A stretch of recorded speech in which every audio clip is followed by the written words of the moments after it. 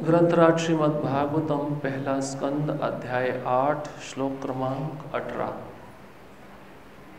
बहुत ही प्रसिद्ध श्लोक है और ये श्लोक श्री महारानी कुंती के द्वारा प्रस्तुत किया गया है। आज से हम कुंती महारानी की जो प्रार्थना है उसको श्रवण करेंगे, तो कृपया आप मेरे पीछे दोहराने का प्रयास करिए। कुंती उवाच नमस्ते पुरुषं त्वाद्यम् ईश्वरं प्रकृतेः परम् अलक्ष्यं सर्वभूतानां अंतर्बहिरवस्थितम्। शब्दार्थ कुंती उवाच, श्रीमती कुंती ने कहा, नमस्ते, मेरा नमस्कार है, पुरुषम, परम पुरुष को, त्वा, आप, आद्यम, मूल, ईश्वरम, नियंता, प्रकृति भौतिक ब्रह्मांडों के, परम, परे, अलक्ष्यम, अदृश्य, सर्व, समस्त, भूतानां, जीवों के, अंतः, भीतर, बहि, बाहर, अवस्थितम, स्थित। अनुवाद एवं तात्पर्य इस डिवाइन ग्रेस एसी भक्ति वेदांत स्वामी श्रील प्रभुपाद द्वारा।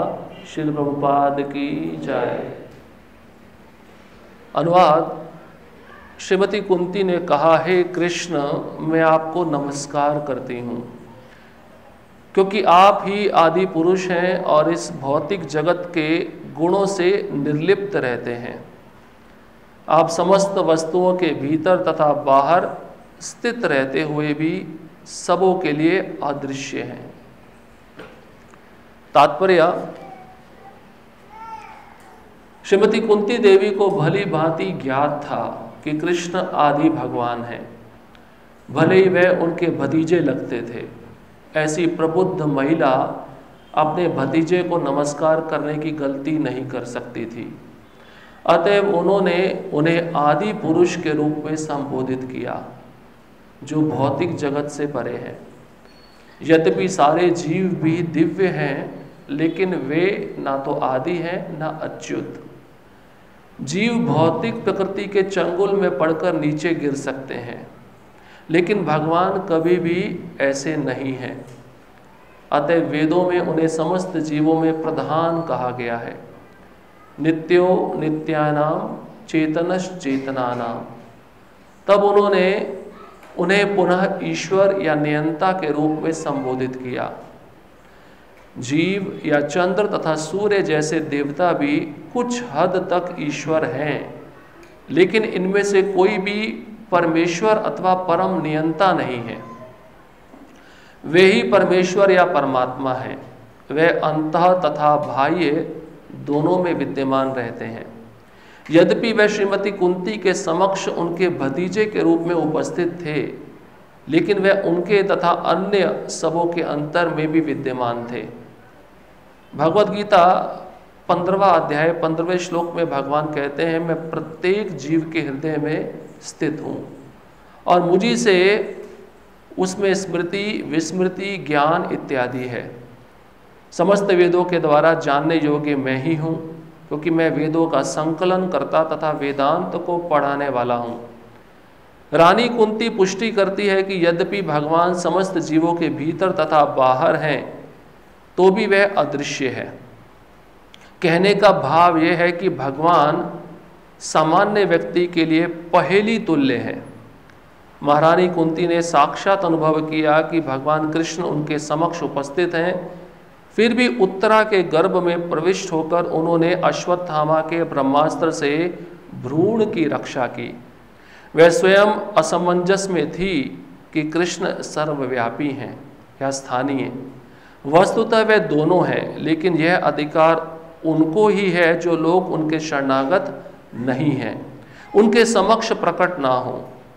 अवरोध का यह पर्दा भगवान की माया शक्ति कहलाती है और यही जीव की संकुचित दृष्टि को नियंत्रित करती है। इसकी व्याख्या आगे की गई है। हरे कृष्णा। सभी का स्वागत है रविवार के साप्ताहिक कार्यक्रम में। तो कुंती महारानी भगवान कृष्ण को प्रार्थना कर रही हैं। इन श्लोकों में जो शब्द आए हैं इसको समझना बहुत आवश्यक है। ये जो शब्द हैं ये भगवान की अचिंत्य शक्ति का वर्णन करते हैं। कुंती महारानी कहती हैं, नमस्य पुरुषम त्वाद्यम। नमस्य बहुत सरल है संस्कृत समझना, मतलब मैं आपको नमस्कार करती हूँ। त्वा आद्यम, त्वा मतलब आपको, आद्यम मतलब मूल, मूल मतलब जिससे सब कुछ प्रकट होता है। जैसे प्रभुपाद जी अपने तात्पर्य में उदाहरण बताते हैं, हम जब जल डालते हैं तो वृक्ष के मूल में जल डालना चाहिए। वृक्ष के मूल में जल डालने से वृक्ष के कोने कोने तक जल पहुंच जाता है, पोषण हो जाता है। और प्रभुपाद जी फिर दूसरा उदाहरण देते हैं उदर का, पेट का। जब हम भोजन अपने उदर में डालते हैं तो शरीर के सारे अंगों को शक्ति प्राप्त हो जाती है। ऐसे ही कृष्ण मूल है। कृष्ण की आराधना करने पर, कृष्ण की सेवा करने पर सब जीवों की सेवा हो जाती है। अलग से किसी देवता की आराधना, पूजा, सेवा करने की आवश्यकता नहीं होती। इसलिए कुंती महारानी कह रही है आद्यम। आद्यम मतलब आप मूल हो। भागवतम के श्लोकों को समझना चाहिए, तभी आपको समझ में आएगा कि कृष्ण कौन है। आद्यम मतलब मूल, जिससे सब कुछ प्रकट होता है। कृष्ण कहे हैं भगवत गीता में भी अहम सर्वस्य प्रभवो मत्तः सर्वम प्रवर्तते। अर्जुन, मुझसे ही सब कुछ प्रकट होता है। ये तो जितना भी भौतिक सृष्टि देख रहे हो, आध्यात्मिक सृष्टि है, ये सब मुझी से प्रकट हुई है। तो वहां पे भी वो मूल शब्द की परिभाषा दी जा रही है। मूल मतलब कृष्ण मूल है। और फिर कुंती महारानी कहती हैं ईश्वरम प्रकृते परम। फिर वो ईश्वर शब्द भी लगा रही है। तो प्रभुपाद जी शब्दार्थ में ईश्वर का अर्थ बताते हैं नियंता। नियंता मतलब कंट्रोलर, जो सबको नियंत्रण में रखता है। जैसे घर में माता पिता किसको नियंत्रण में रखते हैं? बच्चों को। पति किसको नियंत्रण में रखता है? पत्नी को।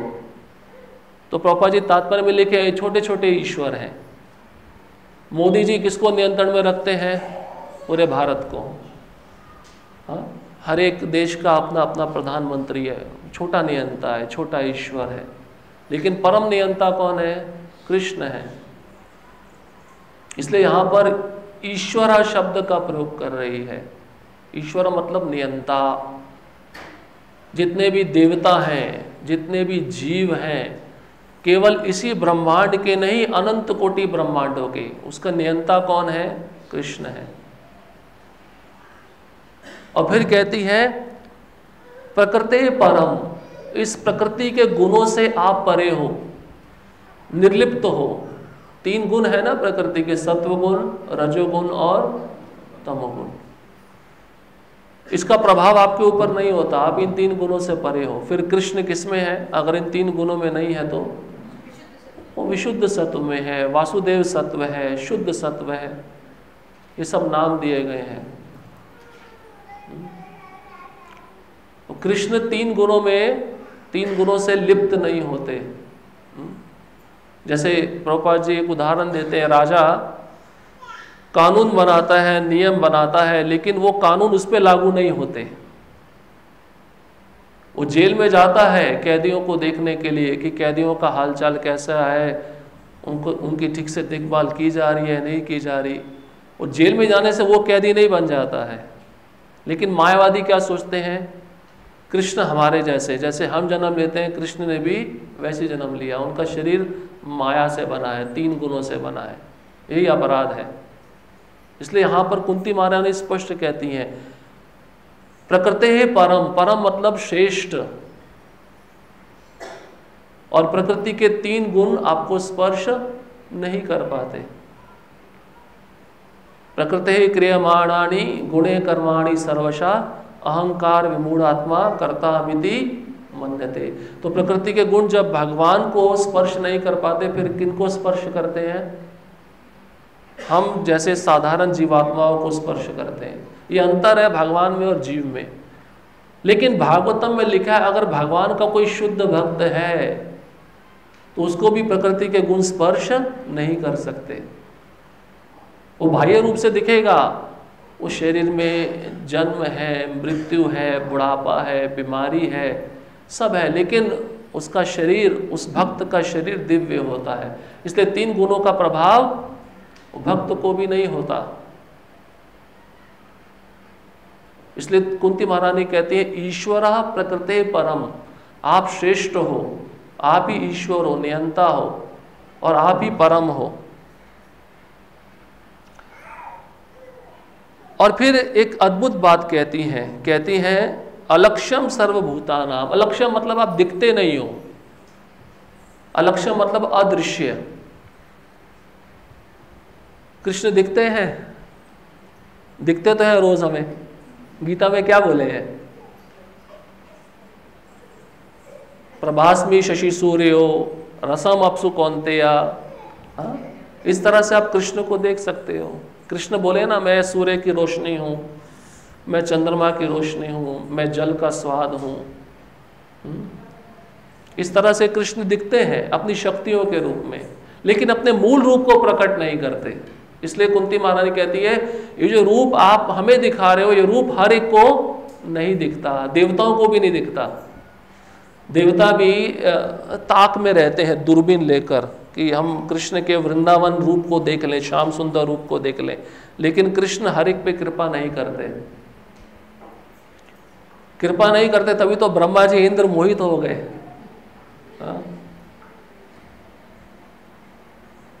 सर्वभूतानाम, आप सबके जीवों के हृदय में रहते हो। देखिए कितनी अचिंत्य शक्ति है भगवान की। सब जीवों के हृदय में रहते भी हो, मतलब शब्द प्रयोग कर रही है अंतः। अंतः मतलब अंदर रह रहे हैं ना परमात्मा रूप में। प्रभुपाद जी तात्पर्य में भगवद गीता का श्लोक भी दिए, 15वें अध्याय का 15वां श्लोक।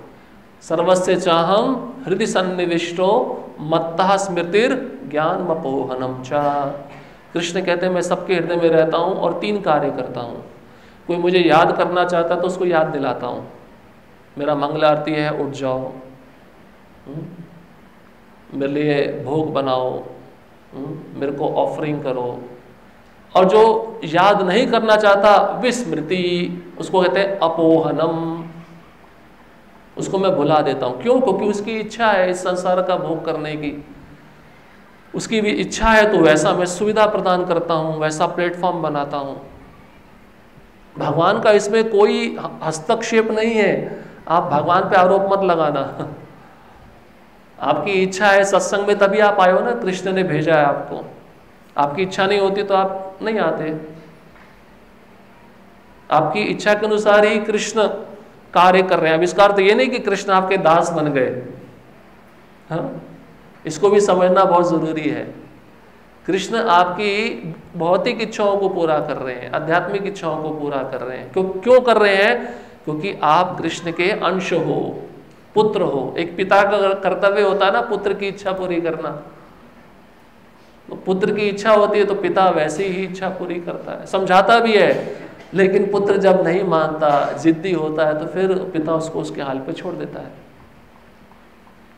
और फिर कुंती महारानी कहती है अंतर रहते हो पर बही मतलब बाहर भी हो। बाहर कैसे हो? शक्तियों के रूप में हो। लेकिन जो शुद्ध भक्त होता है, यहाँ पे बही का अर्थ है उसको आप अपना मूल रूप दिखाते हो। ब्रह्म संहिता में एक सुंदर श्लोक आता है, प्रेमांजन छुरित भक्ति विलोचनेन संता सदैव हृदयेषु विलोकयन्ति यम श्याम सुंदरम चिंत्य गुणस्वरूपम गोविंदमादि पुरुषम तमहम भजामि। ब्रह्मा जी क्या कहते हैं? जो शुद्ध भक्त हैं, जिन्होंने आपसे 100% प्रेम किया है। प्रेम का अर्थ क्या है? आपको शरणागत होकर आप जैसा बोलते हो भक्त वैसा ही करते हैं, इसको कहते हैं प्रेम। किसी के प्रति प्रेम होगा तभी तो आप उसकी आज्ञा का पालन करोगे ना। तो ऐसे भक्त जो आपको पूर्ण शरणागत है, आपकी सेवा में लगे हैं, जिनके हृदय में लेश मात्र भी भौतिक इच्छा नहीं है, तो उनके हृदय में आप रहते हो किस रूप में? श्याम सुंदर रूप में। संतः सदैव हृदयेषु विलोकयन्ति। संत के हृदय में सदैव, सदैव मतलब हमेशा, विलोकयन्ति मतलब अपना दर्शन देते हो, स्वरूप को दिखाते हो। अब इसका अर्थ क्या है? शुद्ध भक्त का जहां पर भी दृष्टि पड़ता है उसको कृष्ण ही दिखते हैं। कैसे? क्या कृष्ण उसको अपने श्याम सुंदर रूप को दिखाते हैं? नहीं, उसको स्मरण होता है कि ये कृष्ण की शक्ति है। वो उस वस्तु को कृष्ण से संबंधित देखता है, संबंधित देखने से ही उसको कृष्ण का स्मरण होता है। ये प्रेम है। जैसे एक माँ, उसका बच्चा दूर हॉस्टल में एडमिशन ले चुका है, लेकिन उसके कुछ जूते कपड़े घर पे है। जब माँ उस कपड़ों को देखती है, जूतों को देखती है, तो अपने बच्चे का स्मरण होता नहीं होता है? ऐसे ही भगवान के शुद्ध भक्त भगवान से दूर है, लेकिन इस सृष्टि में जितनी भी वस्तुएं हैं, जब उसको देखता है शुद्ध भक्त तो वो कृष्ण का स्मरण करता है। इस तरह से कृष्ण बाहर भी हैं।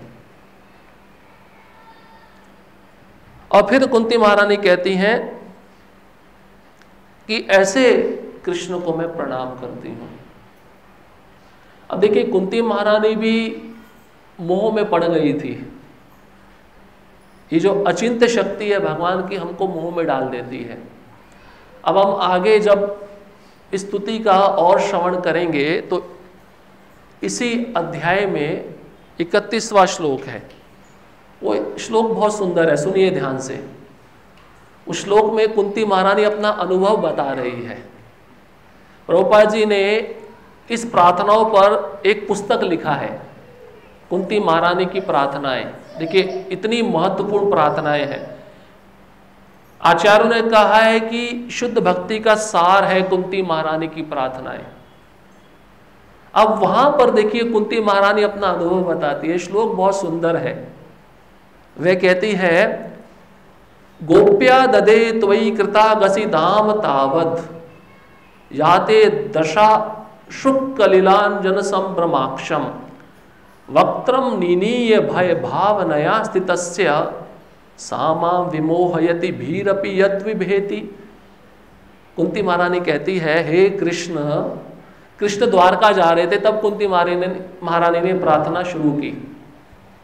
क्योंकि उस समय कृष्ण ने क्या किया था? रक्षण किया था। किसका रक्षण किया था? उत्तरा का भी रक्षा किया, उसके पुत्र अश्वत्थामा का भी क्षमा करिए, परीक्षित महाराज का भी रक्षा किया, और पांडवों का भी रक्षा किया। भागवतम में वर्णन है, एक ब्रह्मास्त्र अश्वत्थामा ने उत्तरा के गर्भ की ओर लक्षित करके मारा था,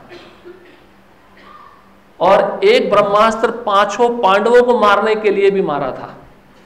तो कृष्ण अंदर भी गए और बाहर भी रहे, दोनों तरफ से रक्षा किया। इसलिए कुंती महारानी कहती है, अंतर बही। तो कोई व्यक्ति ऐसा कर सकता है?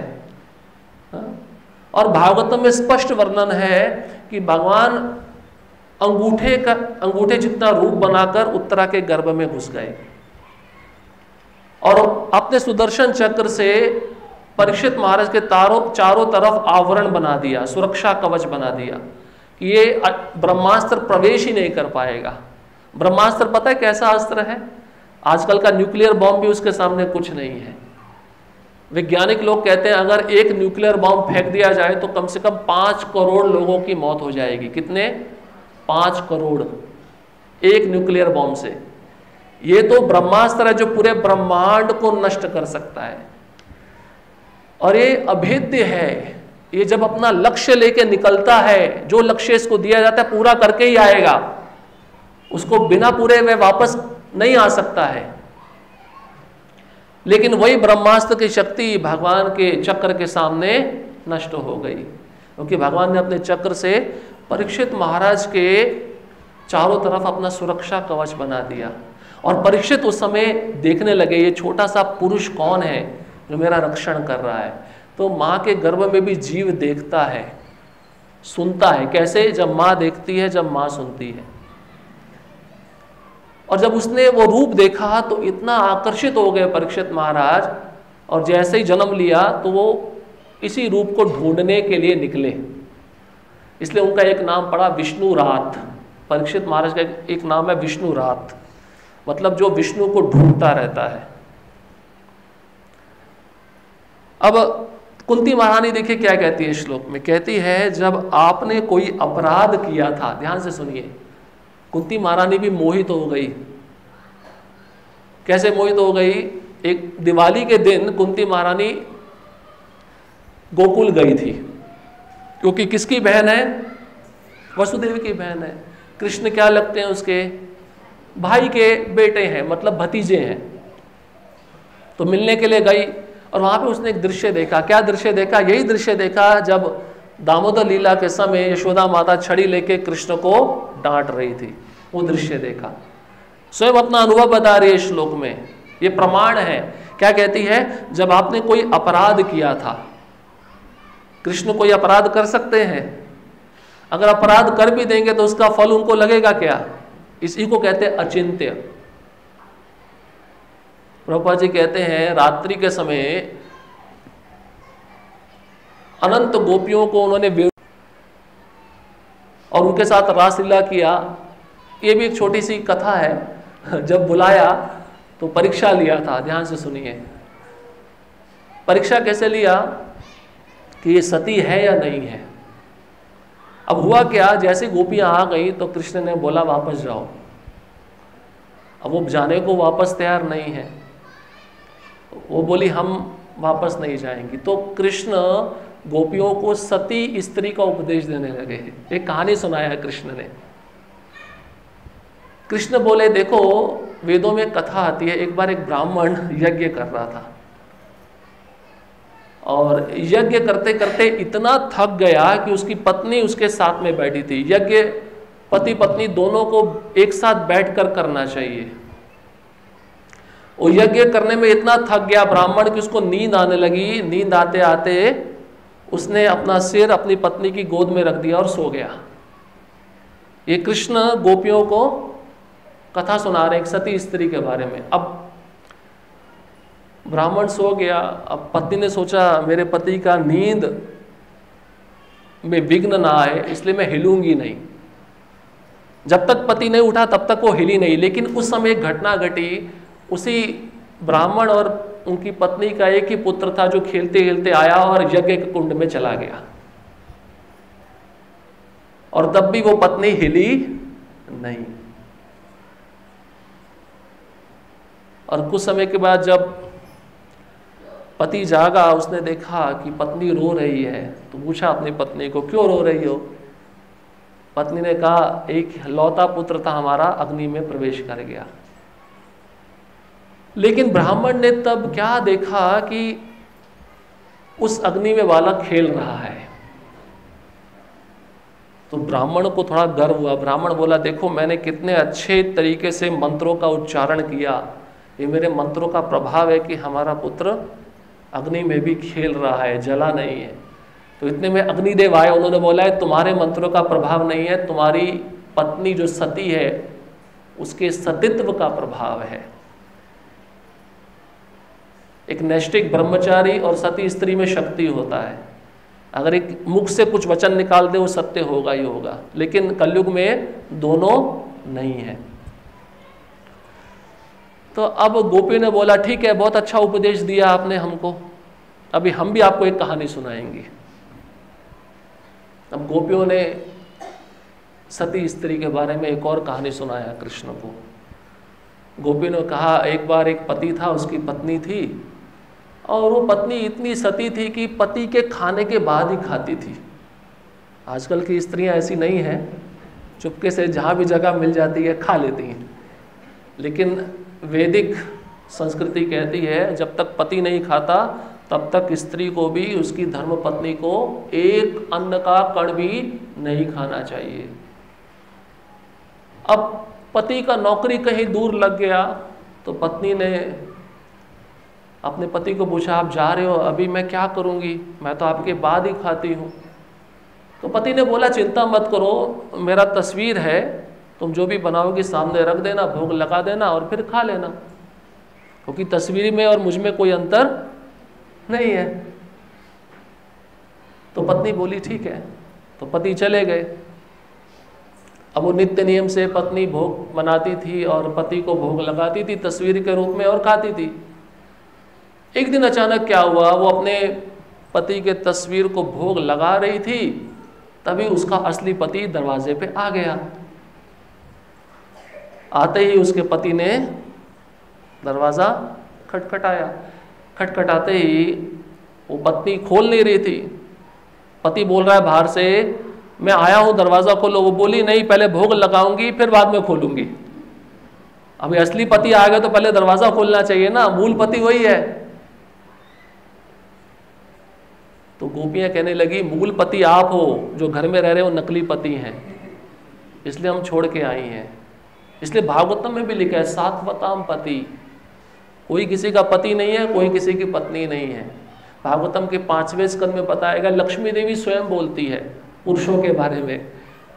स्त्री सोचती है मेरा पति की लंबी लंबी मूछें हैं, ये लक्ष्मी देवी बोल रही है, और उसका शरीर बहुत हट्टा कट्टा है और अपने पत्नी का रक्षण कर सकता है, बच्चों का रक्षण कर सकता है, मेरे को सब सुविधाएं प्रदान कर सकता है। लेकिन लक्ष्मी कहती है ऐसी मूर्ख स्त्री जो ऐसे जड़ पति का आश्रय लेती है वो कभी भी मुक्ति की पात्र नहीं होती।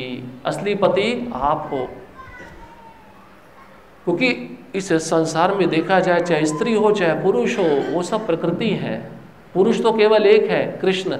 इसलिए कुंती महारानी यहाँ पे कह रही हैं, ईश्वरम प्रकृति है परम नमस्ते पुरुषम त्वा आद्यम। पुरुष मतलब पुरुष, पुरुष केवल आप ही हो। अब देखिए कृष्ण की विलक्षणता यहाँ पे बताते हैं। कुंती महारानी कहती है, हे कृष्ण, जब आपने कोई अपराध किया था तब यशोदा ने जैसे ही आपको बांधने के लिए रस्सी उठाई तो आपकी व्याकुल आंखें अश्रुओं से डबडबा आई। भगवान क्या करने लगे? रोने लगे। भगवान कभी रोते हैं? आप सोचिए, भागवतम में श्लोक है, कपिल भगवान अपनी माता देवहूति को कहते हैं, सूर्यस्तप्ति मद भयात, मद भयात वाति वातो वयम। सूर्य मेरे भय से तपता है, सूर्य मेरे भय से अपने चक्र में घूमता है, और मेरे ही भय से वायु चलती है। मद भयात वाति वातोयम। मद भयात मतलब मेरे भय से। फिर कपिल भगवान कहते हैं, मृत्युश्चरति मद भयात। मृत्यु मेरे भय से सबको पकड़ रही है। अगर मेरा भय नहीं होगा तो मृत्यु किसी को नहीं पकड़ेगी। और यहाँ पे वही कृष्ण जो काल के भी काल है, वो अपनी माता से डरकर रो रहे हैं। तो ये आश्चर्य की बात है या नहीं है? इसलिए कुंती महारानी कह रही है, मैंने देखा कि यशोदा माता के हाथ में छड़ी थी, और जब उसने छड़ी दिखाई, मारी नहीं, डराने के लिए, तो आपकी आंखों से इतने आंसू आने लगे, इतने आंसू आने लगे कि बच्चा छोटा होता है ना, वो आंखें ऐसे मलता है, तो सारा काजल जो लगा था सारा काला काला लग गया। बहुत ही सुंदर श्रृंगार हो गया। तो वो दृश्य देखकर यहाँ पे कुंती महारानी एक शब्द का प्रयोग कर रही है। देखिए, विमोहयति, मैं मोहित हो गई। मैं सोच रही हूँ इस संसार में प्रत्येक जीव, प्रत्येक देवता, प्रत्येक प्राणी आपके भय से कार्य कर रहा है, लेकिन जो भय, जो काल आपसे भयभीत रहता है, लेकिन आप केवल अपनी माता के हाथ में छड़ी देखने से भयभीत हो गए। ये मुझे विमोह में डाल रहा है, ये मुझे आश्चर्य में डाल रहा है। यद्यपि आपसे साक्षात काल भी भयभीत रहता है, फिर भी आप भयभीत हुए, यह दृश्य मुझे मोहग्रस्त करने वाला है। अब कुंती महारानी मोहग्रस्त हो गई, फिर हमारे विषय में क्या कहा जाए। हम तो खाली एक लीला सुनते हैं और सोचते हैं कृष्ण कभी ऐसा कर सकते हैं क्या। आप सोचो, कृष्ण ने दावानल का पान किया। कभी आप कृष्ण की लीलाएं सुनो ना, बहुत अद्भुत है। जंगल की आग को दावानल कहते हैं। जब चारों तरफ आग लग जाती फिर कुछ बचता नहीं है। अब जंगल की आग को भगवान ने अपने मित्रों को बोला आंखें बंद करो, क्योंकि अब आंखें खुली हुई होंगी मित्रों के, और मित्र देख लेंगे ये आग पी गया है तो ये हमारा मित्र नहीं है। भगवान उस ऐश्वर्य को नहीं दिखाना चाहते हैं, भगवान उसी माधुर्य में रहना चाहते हैं कि ये मेरे को मारे डांटे, मैं उनके ऊपर चढ़ूं, ये मेरे ऊपर चढ़े। भगवान इसलिए वो लीला कर रहे हैं। अब जैसे ही उन्होंने बोला चलो ठीक है, हमारा मित्र है, हमें तो प्रेम है, जो ये कह रहा है हम मान लेते हैं। आंखें बंद की, कृष्ण सारा दावानल पी गए। बोले आंखें खोलो, कुछ भी नहीं। अब आप सोचो अगर आपके ऊपर गरम गरम चाय गिर जाए, आपका क्या हाल होगा। और यहां का मूर्ख प्राणी कहता है मैं ईश्वर हूं, और ईश्वर बनकर दर्शन देने के पैसे भी लेता है। हमारे कृष्ण तो लक्ष्मीपति हैं, अनंत लक्ष्मियां उनके धाम में झाड़ू लगाती हैं, और यहां का मूर्ख व्यक्ति कहता है मैं ईश्वर हूं। तो प्रभुपाद जी ये प्रमाण के द्वारा बताना चाहते हैं कि ईश्वर केवल कृष्ण ही है, और उनको इन श्लोकों के द्वारा समझा जा सकता है। कितने सुंदर श्लोक हैं। कुंती महारानी कहती है आप अंदर भी हो बाहर भी हो, आप परम पुरुष हो, आप नियंता हो, हाँ, और अलक्षित हो, आप किसी को दिखते नहीं, अपने भक्तों को ही दिखते हो। विदुर जी को दिखे या नहीं दिखे, अर्जुन को दिखे या नहीं दिखे, लेकिन दुर्योधन जैसी वृत्ति रहेगी, कंस जैसी वृत्ति होगी तो कृष्ण फिर नहीं दिखेंगे, रावण जैसी वृत्ति होगी तो कृष्ण नहीं दिखेंगे। अब तात्पर्य में देखिए प्रभुपाद जी लिखते हैं, कुंती महारानी जानती है कि कृष्ण कौन है, आदि भगवान है, इसलिए वो कौन सा शब्द प्रयोग कर रही है, ईश्वरम प्रकृते परम आद्यम। आद्यम मतलब मूल, वो जानती है ये स्वयं भगवान है। क्योंकि अब कुंती महारानी खाली एक एक्सपीरियंस, एक अनुभव पे ये नहीं कह रही है, इससे पहले भी उन्होंने बहुत सारे अनुभव किए हैं। अगर आप इसी स्तुति में आगे जाएंगे तो कुंती महारानी कहती है कृष्ण आपने हमें बचाया। कैसे कैसे बचाया। जब खाने में विष मिला दिया गया, भीम को मारने का प्रयत्न किया गया, तब भी आपने बचा लिया। हाँ, जब द्रौपदी को निर्वस्त्र किया गया तब भी आपने बचा लिया। हाँ, और महाभारत के युद्ध में तो आपने हर क्षण हमें बचाया है। और ये जो दृश्य है वो युद्ध समाप्त होने के बाद का दृश्य है। इसलिए कुंती महारानी हर अनुभव को लेकर स्वयं कह रही है कि आप ही आद्यम हो, आप ही मूल हो, और आप ही परम नियंता हो, आप ही ईश्वर हो। इसलिए प्रभुपाद जी लिखते हैं शुद्ध भक्ति क्या है, केवल वो भक्त कृष्ण को ही ईश्वर मानता है और उन्हीं को शरणागत होकर उनकी सेवा करता है, ये शुद्ध भक्ति है, बिना किसी भौतिक इच्छा के। अगर कृष्ण के साथ आप किसी और को भी मान रहे हो, वो भक्ति नहीं है, वो भौतिक भोग है। फिर आप क्या कर रहे हो, उस देवता को और भगवान को समान स्तर पे देख रहे हो, जो शुद्ध भक्ति नहीं है। इसलिए कुंती महारानी कहती है आप आद्यम हो, मैं आपको भली भांति जानती हूं। तो प्रभुपाद जी लिखते हैं इतनी बुद्धिमान है कुंती महारानी कि अपने भतीजे को नमस्कार कर रही है। ऐसी भुआ देखिए जो भतीजे को प्रणाम करे, नमस्कार करे। कृष्ण रथ पे बैठे हैं, आप देखिए कृष्ण को कुछ करना नहीं पड़ा। यहाँ के मनुष्य को कुछ खाना है तो पहले रसोई में जाके बनाना पड़ेगा, खाली चिंतन से कुछ नहीं होगा। कृष्ण रथ पे बैठे, रथ पे बैठे बैठे वे उत्तरा के गर्भ में चले गए, रथ पे बैठे बैठे वो पांडवों की रक्षा किए, वहां से हिले नहीं है। ये कृष्ण की अचिंत्य शक्ति है, इसको कहते हैं ईश्वर। इसलिए वो कुंती महारानी अपना अनुभव कह रही है, और ऐसे भक्तों के अनुभव से हम कृष्ण को समझ सकते हैं। तो कुंती महारानी कृष्ण को नमस्कार करने की गलती नहीं कर सकती। जब व्यक्ति को किसी महान व्यक्ति का अनुभव होता है तभी तो उसका गुणगान करता है ना। इसलिए कुंती महारानी ने कृष्ण को आदि पुरुष के रूप में संबोधित किया, जो भौतिक जगत से परे है। भौतिक जगत से परे मतलब भौतिक गुण से परे है। कृष्ण को एक शब्द के द्वारा संबोधन किया जाता है, अनाम। अनाम मतलब जिसका कोई नाम नहीं। इसका अर्थ यह है कि उनका कोई भौतिक नाम नहीं है, उनका आध्यात्मिक नाम है। तभी तो अजामिल का उद्धार हो गया ना। आपका कोई नाम रटता रहेगा, उसका उद्धार होगा? हाँ, अगर आपका नाम कृष्ण से संबंधित है तब रटेगा, तब उद्धार हो सकता है। इसलिए दीक्षा के समय आध्यात्मिक नाम दिया जाता है। कृष्ण को अनाम भी कहते हैं, अनाम। अनाम मतलब जिसका कोई भौतिक नाम नहीं है। अजामिल ने तभी नाम लिया, उसका उद्धार हो गया। यद्यपि सारे जीव भी दिव्य है, लेकिन वे ना तो आदि है ना अच्युत। प्रभुपाद जी कहते हैं हम भी दिव्य है। दिव्य कैसे है? हमारी भी मृत्यु नहीं होती, शरीर की होती है, आत्मा की नहीं होती। आत्मा सच्चिद आनंद है, दिव्य है। लेकिन कृष्ण अच्युत है और हम च्युत हैं।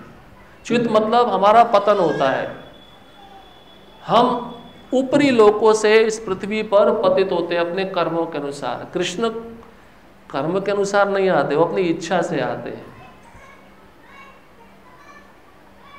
जीव किसके अनुसार आता है? अपने पूर्व कर्मों के अनुसार। इसलिए भागवतम में एक श्लोक आता है, कर्मणा देव नेत्रेण जंतुर्देह उपपत्तये। कर्मणा हमारे कर्म, देव नेत्रेण, देव मतलब जो अधिकारी लोग ऊपर रहते हैं, ऊपर के लोकों में। कौन? देवतागण। नेत्रेण वो देख रहे हैं हमारे कर्मों को। इसलिए भागवतम में 12 साक्षी रखे गए हैं। चंद्र है, सूर्य है, दिशाएं हैं, जल है, अग्नि है, आकाश है, वायु है, पृथ्वी है। ये सब हमारे साक्षी हैं कर्मों के। इसलिए वहां पे शब्द आया है देव नेत्रेण। ये हमको देख रहे हैं कि तुम क्या कर रहे हो, तुमने भूतकाल में क्या किया, वर्तमान स्थिति में क्या कर रहे हो, आगे क्या करने वाले हो, सब जानते हैं।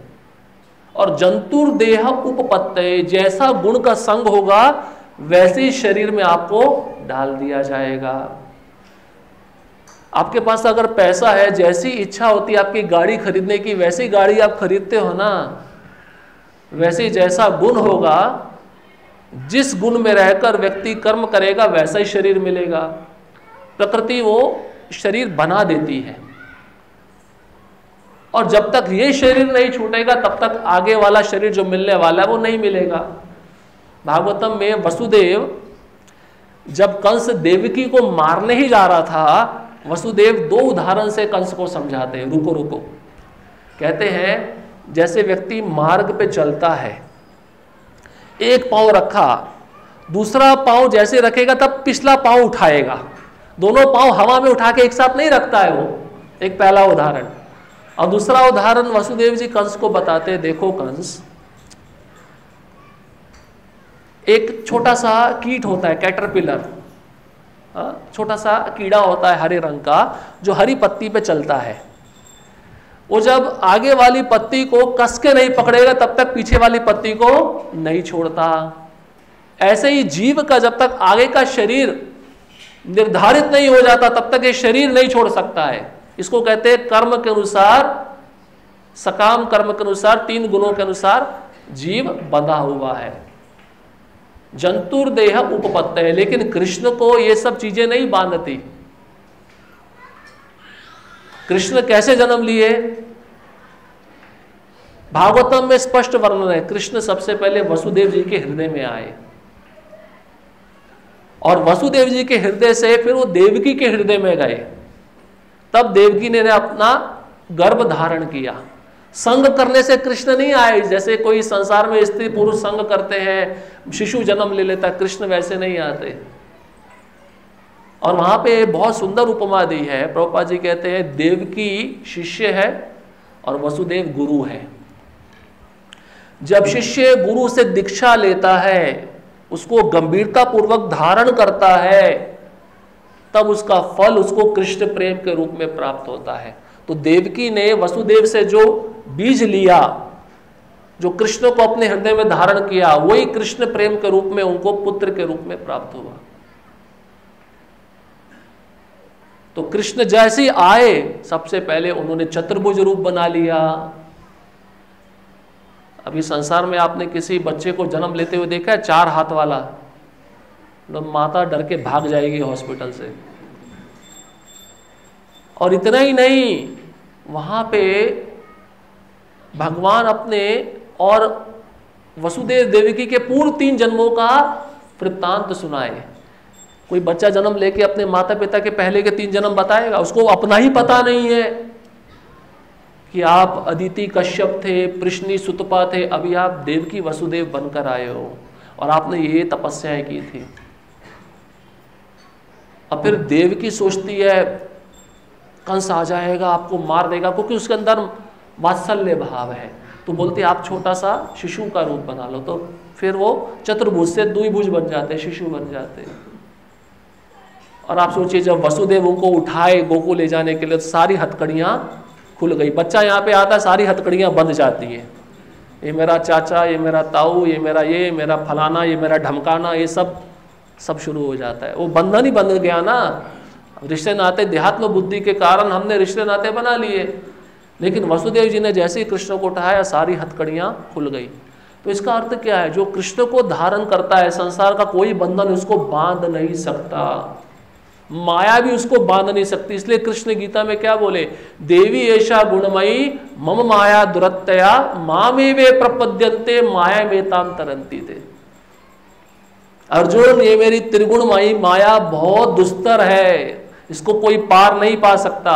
ब्रह्मा शिव भी पार नहीं पा सकते, लेकिन जो मेरा भक्त मुझे शरणागत हो जाता है, एकमात्र मुझे, किसी और को नहीं, उसमें भी आप चीटिंग मत करना, थोड़ा सा % उसके लिए, थोड़ा, एकमात्र मुझे शुद्ध भाव से, वो इस माया को पार कर जाएगा। हरदास ठाकुर पार किए नहीं किए माया को? माया को तो उन्होंने दीक्षा दे दिया। शिवजी की पत्नी पार्वती साक्षात बहिरंगा शक्ति है, भगवान के आदेशानुसार इस संसार में जीवों को जन्म देती है, प्रकृति के द्वारा पालन भी करती है और काल के द्वारा मृत्यु भी दे देती है। वही माया हरदास ठाकुर के पास आई, बोली मेरे पास राम नाम है, पर राम नाम लेने में मुझे इतना उत्साह नहीं आता, मुझे कृष्ण नाम चाहिए, तो आप मुझे दीक्षा दो। आप सोचिए, माया देवी ने दीक्षा लिया हरदास ठाकुर से। हरदास ठाकुर ने माया पे विजय प्राप्त किया या नहीं किया? वहाँ पे प्रभुपाद जी लिखते हैं कि जो भक्त जप करते समय अपना मन कृष्ण के नाम पे केंद्रित करता है, इसका मतलब वो कृष्ण के चरण कमलों को बहुत कस के पकड़ लेता है। और जो कृष्ण के चरण कमलों को कस के पकड़ेगा, माया उसको स्पर्श नहीं कर सकती। कृष्ण के चरण कमलों को पकड़ने का अर्थ ये है, ऐसा नहीं कि यहाँ पे विग्रह चरणों को पकड़ लो। पकड़ने का अर्थ है अपने हृदय में धारण करना, चिंतन करना सतत। तो इसलिए कुंती महारानी कह रही है आप भौतिक जगत से परे हो। और कृष्ण का शरीर भी दिव्य है, कोई साधारण नहीं है। कैसे है? आप द्वारका की लीला देख लो। नारद मुनि ने सोचा आज मैं थोड़ा द्वारका चलता हूँ, द्वारका में जाकर देखता हूँ कृष्ण कैसे रहते हैं। आप भागवत में पढ़िए, बहुत सुंदर है। 16,108 शादियां कर ली, कैसे रहता है? देखो तो सही जरा, संभाल भी पाएगा इतनी पत्नियों को? और वो कृष्ण का ऐश्वर्य है। नारद मुनि चल पड़े, जैसे ही पहले महल में पहुंचे, रुक्मिणी के साथ कृष्ण चौसर खेल रहे थे। हम भी थोड़ा नकल करते हैं, सांप सीढ़ी खेलते हैं, लूडो खेलते हैं। हाँ? चलो देख, जैसे ही कृष्ण ने देखा नारद मुनि को, आइए आइए, मेरे बहुत भाग्य है आज आप हमारे घर में आए, आप जैसे भक्त। वहाँ पे भगवान ने नारद मुनि को बिठाया, सिंहासन दिया, उनके चरण धोए। देखिए भगवान कर रहे हैं सब कुछ। वहाँ से उनको जब सब प्राप्त हो गया, सम्मान वगैरह, फिर दूसरे महल में गए सत्यभामा के साथ। सत्यभामा के महल में जब गए तो उन्होंने दूसरा दृश्य देखा। कृष्ण वहाँ पर सत्यभामा के जो पुत्र हैं उनके साथ खेल रहे हैं। भागवतम में वर्णन है ऐसे करके नारद मुनि 16,108 महल में गए और ऐसा एक भी दृश्य उन्होंने नहीं देखा कि कृष्ण वहां पे ना हो। क्योंकि भागवतम में वर्णन है जब कृष्ण द्वारका से बाहर निकलते थे तो 16,108 एक हो जाते थे सुधर्मा सभा में। ये कृष्ण की अचिंत्य शक्ति है। इसलिए वो कुंती महारानी कह रही है आद्यम आप मूल हो। और जैसे ही जब अपना ऑफिस, जैसे ये जो ब्रह्मांड है ना, अगर आप भागवतम का 5वां स्कंद पढ़ेंगे, ये जम्बू द्वीप के बीच में सुमेरु पर्वत है। उस सुमेरु पर्वत के ऊपर ब्रह्मा जी की नगरी है, ब्रह्मा जी का ऑफिस है। ब्रह्मलोक ऊपर है लेकिन वो अपना ऑफिस चलाने के लिए वहां पे आ जाते हैं कभी कभार। और उस ब्रह्मा जी के चारों तरफ 4 देवताओं की पुरियां हैं। कहने का मतलब ये है कृष्ण जब ऑफिस में जाते थे अपने सुधर्मा सभा में तो एक हो जाते थे, और जब अपने घर में जाते थे तो एक वही 16,108 बन जाते थे। इसलिए कुंती महारानी जानती है, इसलिए वो प्रार्थना कर रही है कि आप साधारण नहीं हो। यही कृष्ण की अचिंत्य शक्ति है।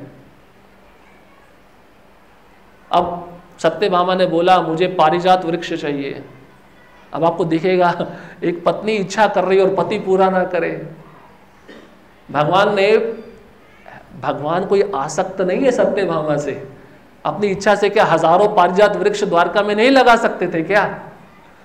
लेकिन हमको एक उदाहरण देने के लिए कि शादी की है तो पत्नी की जो भी इच्छा हो उसकी पूरी करो, लेकिन वो इच्छा ज़्यादा अनलिमिटेड नहीं होनी चाहिए, एक सीमा में रहनी चाहिए। लेकिन भगवान स्वर्गलोक में जाकर, अब देखिए देवता भी कभी कभार बुद्धि फिर जाती है। अब एक बार तो इंद्र समझ नहीं पाया, इसलिए उसने गोवर्धन लीला करवाया कृष्ण से। लेकिन दूसरी बार भी समझ नहीं पाया, जब कृष्ण गए तो उसने पारिजात वृक्ष देने से मना कर दिया। इंद्र लड़ने लगा कृष्ण के साथ फिर दोबारा। आप सोचिए उसकी बुद्धि बारंबार माया के द्वारा कैसे प्रभावित हो जाती है, जो देवताओं का राजा है। फिर इस संसार में हम जैसे तुच्छ मनुष्यों के बारे में क्या कहा जाए। इसलिए तो हम बारंबार भूल जाते हैं ना कृष्ण को। अब कुंती महारानी कहती है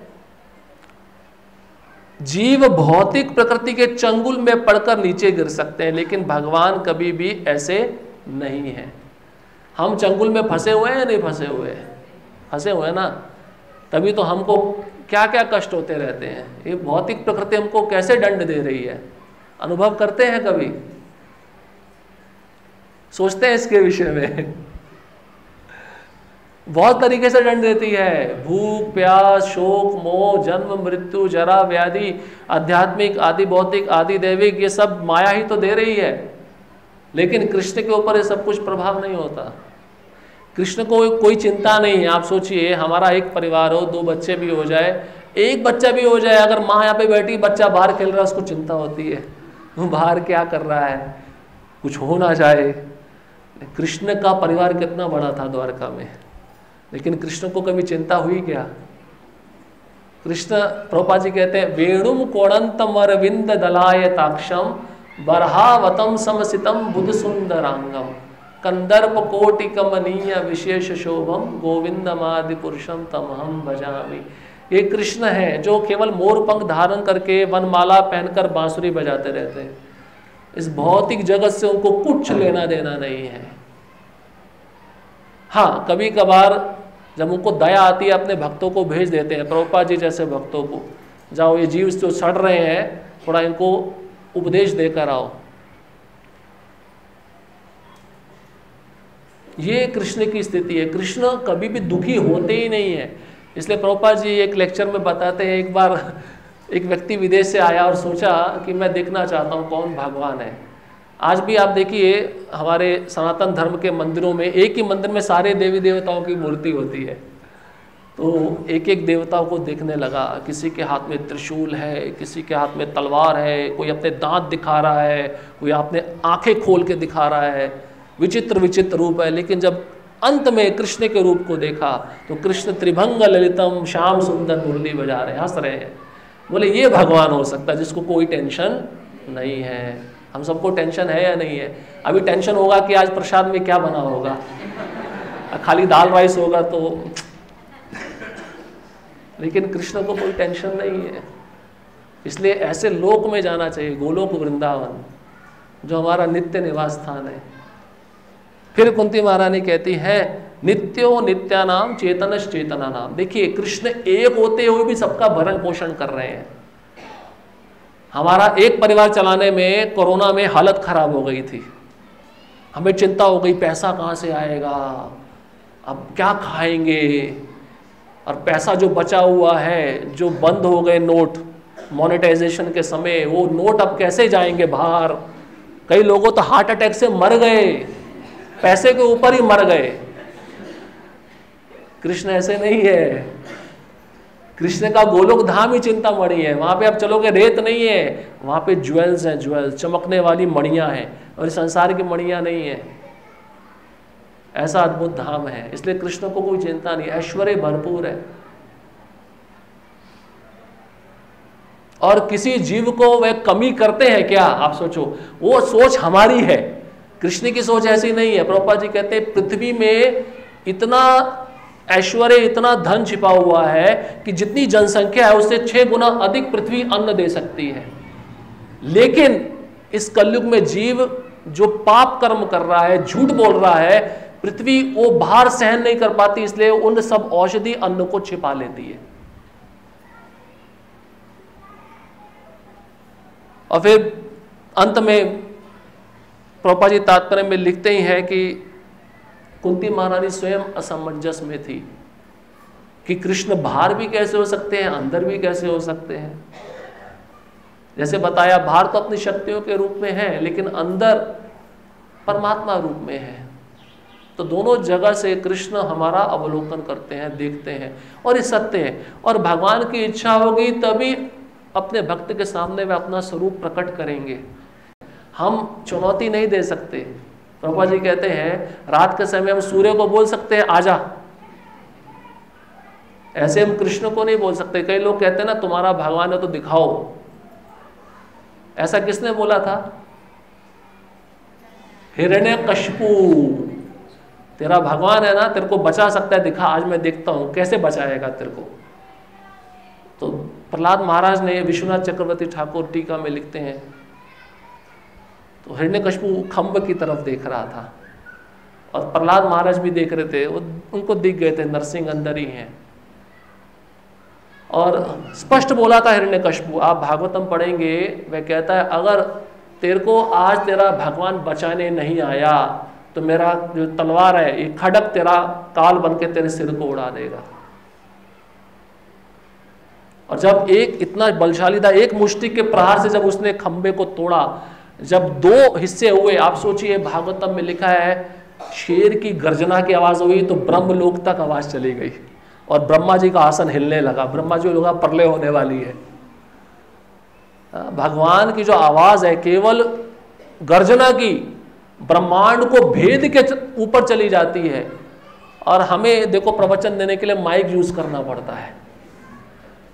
आज से लगभग जब कलयुग शुरू होने वाला था, नैमिषारण्य में सूत गोस्वामी बिना माइक के बोले थे 88,000 ऋषियों को, और सब तक आवाज पहुंची थी।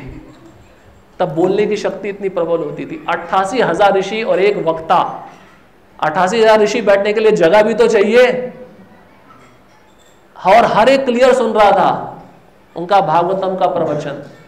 लेकिन कलयुग बढ़ते बढ़ते जब यहां तक आ गए, हमको माइक चाहिए बोलने के लिए। ये लगा के भी लोगों का मन इधर नहीं है, ये भी बता देता हूं आपको। कलयुग का आप बुद्धि देखो, आप मन देखो कितना चंचल है। जैसे जैसे कलयुग बढ़ता जा रहा है वैसे वैसे अपना दुष्प्रभाव दिखाता जा रहा है। तो कृष्ण दिव्य है, कृष्ण इस संसार से बंधे हुए नहीं है, इसलिए उन्हीं के आश्रय में जाना चाहिए। कुंती महारानी प्रार्थना से यही सिखा रही है और यही हमें सीखना चाहिए। हरे कृष्णा कृष्णा कृष्णा हरे हरे, हरे राम राम राम हरे। किसी का कोई प्रश्न?